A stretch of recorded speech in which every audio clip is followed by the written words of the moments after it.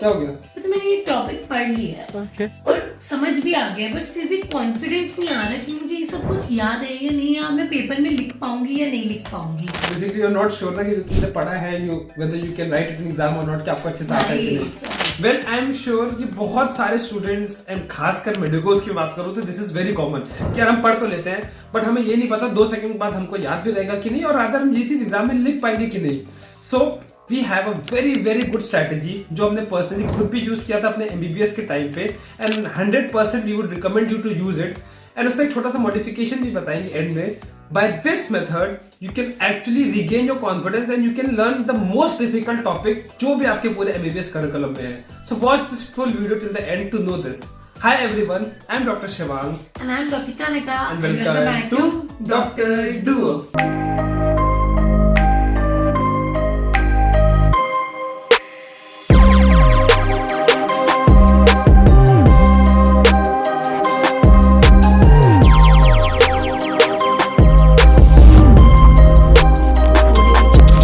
So guys, MBBS has a very very vast curriculum and इतने सारे subjects में, इतने सारे topics में, कुछ easy कुछ difficult, it's very easy to get confused and कुछ topics तो इतने confusing होते हैं कि पढ़ने के बाद समझ ही नहीं आता यार कि हुआ क्या यार, ये टॉपिक समझ में आया कि नहीं, और actually in a dilemma and you are not at all sure कि एग्जाम में अगर वो क्वेश्चन आ गया एज अ लॉन्ग नोट तो आप उसको लिख पाओगे कि नहीं। And I believe that everyone out there watching this video must have faced this situation कि टॉपिक तो पढ़ लिया पर लिखने में कॉन्फिडेंस नहीं है।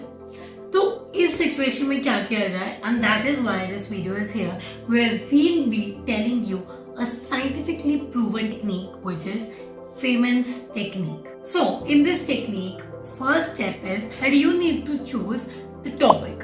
जो भी अपना टॉपिक है जो तुमने पढ़ा वो चूज कर लो, and then after that take a pen and a paper and write down the topic without looking at the book. So once you have started writing, you will actually realize कि आप उसको सही से लिख पा रहे हो कि नहीं। आपने जो कॉन्सेप्ट्स पढ़े हैं सारे उसको आप वापस उसी तरह देखो, एज इट इज तो कॉपी नहीं करना ऑब्वियसली, बट वो कॉन्सेप्ट्स आप as it is write back कर पा रहे हो कि नहीं। So if you are actually stuck on this step, you need to stop over here and reopen the book and read the topic open, because इसका मतलब ये है कि आपने मतलब वो सही से नहीं अभी आपको रिटेन हो पाया है, इसलिए आप सही से उसको नहीं लिख पाए।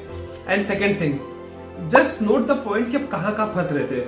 For example suppose the manifestation of a disease, diagnosis, treatment, जो भी पर्टिकुलर पॉइंट है आप जहां फंस रहे हो, keep that in mind, because once you are reading it again तब उस पर ज्यादा स्ट्रेस करोगे, जिससे वो पार्ट आपका फिर से क्लियर हो जाएगा। मतलब आई वुड तो always suggest that whenever you are learning any topic specially of MBBS side, तो अपनी सब हेडिंग्स याद कर लो।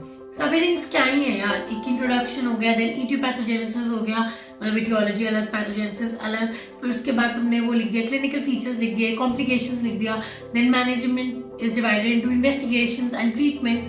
तो मतलब अगर तुम इन सब हेडिंग्स में लर्न करोगे तो when after reading the topic you have to write it down ना, तो तुम लिख पाओगे। अदरवाइज अगर तुम टॉपिक्स में सब हेडिंग्स में नहीं डिवाइड करोगे ना तो तुम टॉपिक कभी नहीं लिख पाओगे। Exactly. So once you have written it on a paper and pen for the first time in a detailed manner, then comes the next part of it, which is फिर से पेपर पेन लो एंड उसके जैसे प्लैकार्ड्स type, मतलब short में बहुत easy language में over simplify करके लिख दो, फ्लैश कार्ड्स काइंड ऑफ बना लो कि मतलब तुम किसी लेमैन को भी समझाने जाओ ना तो वो समझ जाएगा। और मे बी तुम कहीं ट्रैवल कर रहे हो, जल्दी से अपने फ्लैश कार्ड निकाला तो तुमने वो पढ़ लिया, उस वे में फिर लिख लो। If you are able to do this also very easily, then it's sure कि आपको वो टॉपिक बहुत अच्छे से आ गया, you have actually mugged it up. But again, अगर आप ओवर सिंप्लीफाई करने में अटक रहे हो, इसका मतलब आपने रट तो लिया है बट आपके कॉन्सेप्ट्स कहीं ना कहीं वीक है, that is why you are not able to over simplify or simplify the topic. So again, don't give that much time to the topic again, but yes, do go through this topic so that you can actually get your concepts correct. Well guys, this method is very good, but it's a bit lengthy, so obviously Time it's not consuming, especially when it comes to so many subjects to cover. So obviously it's not possible to read each and every topic by this method. So obviously you need to use this method only on those topics which you actually found confusing and very tough. For example, if I talk about myself, then ECG, it was a chapter which I actually used to hate and I still hate seeing ECGs honestly. But जब मैंने Harrison से पूरा ECG पढ़ा था I was actually spell bound यार, मुझे समझ ही नहीं आता हुआ क्या है। Then I use this method, मैंने जितने ईसीजी के चेंजेस एंड जो उसके बेसिक पॉइंट्स थे एंड जो बेसिक डिजीज की मैनिफेस्टेशन से मैं खुद से लिखना स्टार्ट किया। जहां जहां अटका again open the book and again मैंने लिखा। बट वो क्लियर करने के बाद when I was about to end my final year, ECG मेरा इतना स्ट्रॉन्ग हो गया था कि मैं आपको क्या बताऊं। And now let's talk about a modification which is easily adaptable and better than this I would say, useful when it comes to covering so much of syllabus, and let's call it as a doctor's duo technique over here. So this technique is actually to study with a group or teach a group, teach your friend whatever topic you have studied, maybe discuss कर लो या teach कर लो, जो भी। well discussion से अच्छा I would suggest teaching। see the best form of learning is teaching।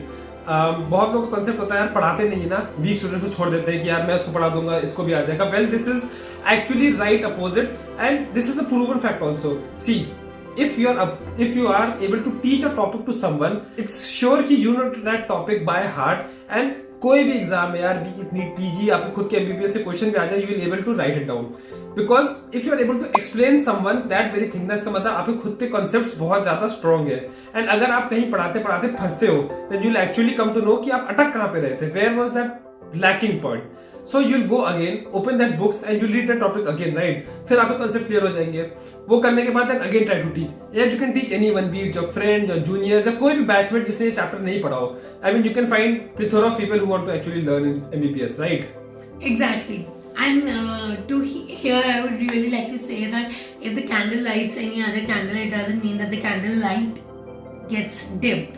So don't ever think that कि भाई किसी को पढ़ाने से तुम्हारी knowledge half हो जाएगी। It's just getting the knowledge. Best method है यार पढ़ने का। एंड प्रैक्टिकल्स तो हम लोग इसी तरह पढ़ते थे, टू बी ऑनेस्ट। एनाटॉमी में when we had started the anatomy इतनी सारी बोन्स थी अचानक से, सो इट्स नॉट पॉसिबल ना कि हर पॉसिबल तो है बट इतना कोई एफर्ट करना नहीं चाहता है। और डिस्कशन में यार things become very easy and specially when एक ऐसे हो जाता है कि तुम किसी को क्लैविकल पढ़ा दो तो दूसरा तुम्हें ह्यूमरस। हम लोग ऐसा करते थे कि अपने ग्रुप में एक एक बोन डिवाइड कर लेते थे। और फॉर एग्जांपल मैंने ह्यूमरस ले ली, then I used to teach that humerus to everyone, तो उससे मेरा तो और ज्यादा क्लियर हो गया, बाकी सबको भी आ गया। तो ऐसे करके लोग एक एक बोन डिस्ट्रीब्यूट कर लेते थे। एंड या मैंने तो हमेशा टीच करके ही मतलब बिल्डअप किया अपने concept. I will be very honest, right from first year till my final year मेरे पास कोई ना कोई होता था जो मुझसे पढ़ना चाहता था, and I used to teach the whole of the chapter, whole subject, मैंने सब कुछ पढ़ाया है। बट मैं पढ़ा के कॉन्सेप्ट्स लिटरली बहुत बहुत बहुत स्ट्रॉन्ग हुए हैं। एंड आई थिंक ये मेथड बेस्ट मेथड है अगर आपको खुद अपने कॉन्सेप्ट स्ट्रॉन्ग करने हो तो just go and teach it यार। Exactly.